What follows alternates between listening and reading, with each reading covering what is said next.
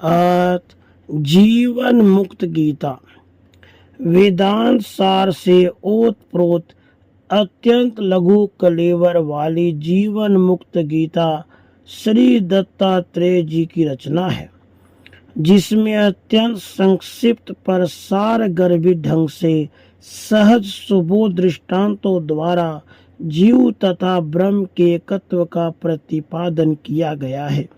साथ ही जीवन मुक्त अवस्था को भी सम्यक रूप से परिभाषित किया गया है।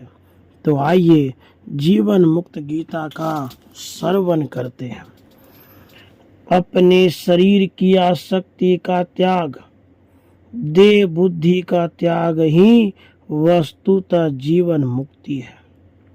शरीर के नाश होने पर शरीर से जो मुक्ति होती है, मृत्यु होती है, वह तो कुक्कर शुक्र आदि समस्त प्राणियों को भी प्राप्ति है। शिव अर्थात परमात्मा ही सभी प्राणियों में जीव रूप से विराजमान है। इस प्रकार देखने वाला अर्थात सर्वत्र भगवत दर्शन करने वाला मनुष्य ही जीवन मुक्त है। जिस प्रकार सूर्य समस्त ब्रह्मांड मंडल को प्रकाशित करता रहता है, उसी प्रकार सच्चित आनंद स्वरूप ब्रह्म समस्त प्राणियों में प्रकाशित होकर सर्वत्र व्याप्त है। इस ज्ञान से परिपूर्ण मनुष्य ही वस्तुतः जीवन मुक्त कहा जाता है। जैसे एक ही चंद्रमा अनेक जलाशयों में प्रतिबिंबित होकर अनेक रूपों में दिखाई देता है, उसी प्रकार यह अद्वितीय आत्मा अनेक देहों में भिन्न भिन्न रूप से दिखने पर भी एक ही है। इस आत्म ज्ञान को प्राप्त मनुष्य ही वस्तुतः जीवन मुक्त कहा जाता है। सभी प्राणियों में स्थित ब्रह्म अर्थात परमात्मा भेद और अभेद से परे है।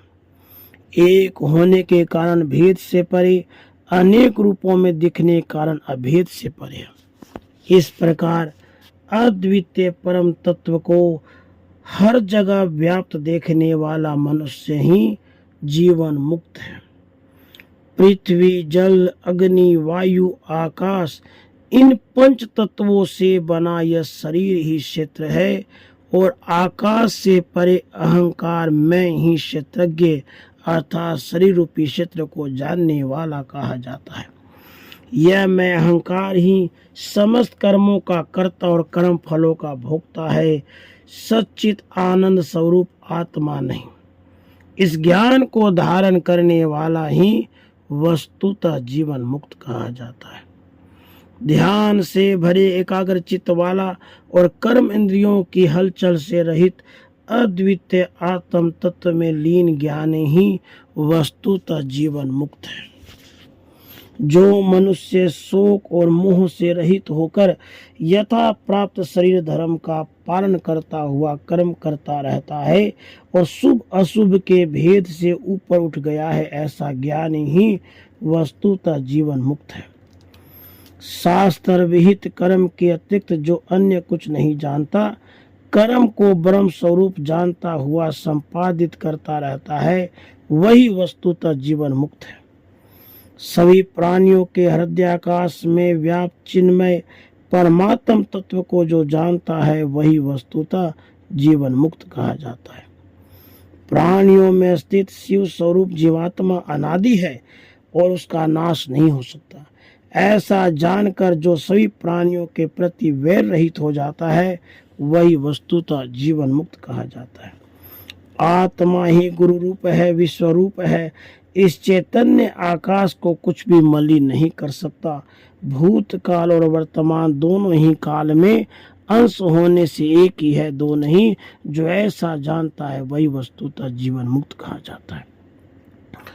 अंत ध्यान के द्वारा जिसे ज्ञानी जन देख पाते हैं, वह मन कहा जाता है। उस मन को सो अहम वह परम तत्व मैं ही हूँ की भावना में जो विलीन कर देता है, वही वस्तुतः जीवन मुक्त कहा जाता है।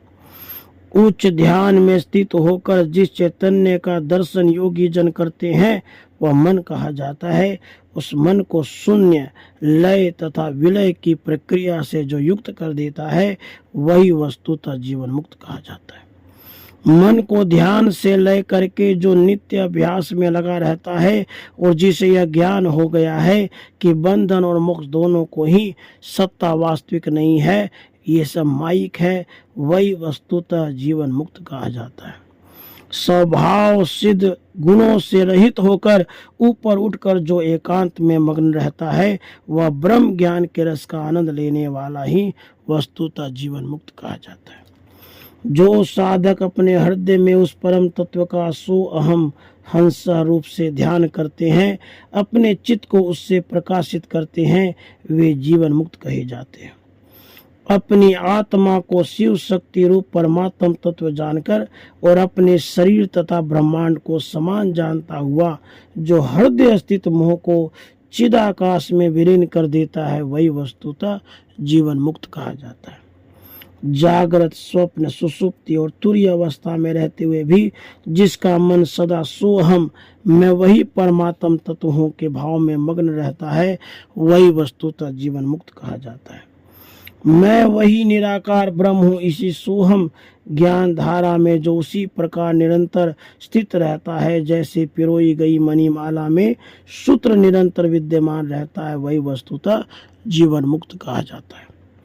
विकल्प और संकल्प आत्मक मन ही मनुष्यों के भेद और ऐक्य का हेतु है। जो ऐसा जानता है और मन के पार चला जाता है वही वस्तुतः जीवन मुक्त कहा जाता है। विद्वानों ने मन को ही जान लिया है। सिद्ध सिद्धांत भी यही है कि साधना में मन की दृढ़ता से ही मोक्ष प्राप्त होता है। जिसने इस सत्य को जान लिया वही वस्तुतः जीवन मुक्त कहा जाता है। मन से अंतर्वृत्तियों का त्याग और बाह्य वृत्तियों की उपेक्षा करने वाला योगाभ्यासी श्रेष्ठ है, किंतु अंत और बाह्य दोनों वृत्तियों का मन से त्याग करने वाला ही वस्तुतः जीवन मुक्त कहा जाता है।